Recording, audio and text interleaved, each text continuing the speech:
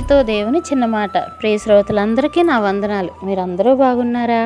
మీరందరూ బాగుండాలని, వాక్యం ద్వారా స్థిరపరచబడాలని ప్రార్థిస్తున్నాను.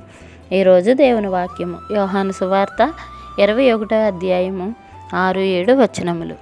లేదని వారు ఆయనతో చెప్పిరి. అప్పుడు ఆయన దోనె కుడి ప్రక్కను వల వేయుడి, మీకు దొరుకునని చెప్పెను.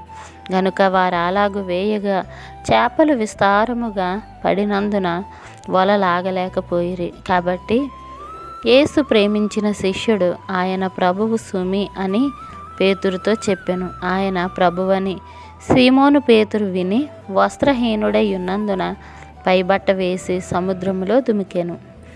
ప్రియా దేవుని బిడలారా, కుడి ప్రక్కన వలవేయుడి.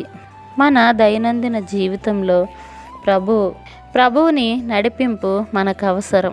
క్రీస్తుతో సహవాసం, ఆయన ఆశీర్వాదం ముందుకు నడిపించే అభయహస్తం లేకుండా మనం జీవిస్తే ఆ జీవితం వ్యర్థమైన అపజయమైన రీతిలో ముగిసిపోతుంది.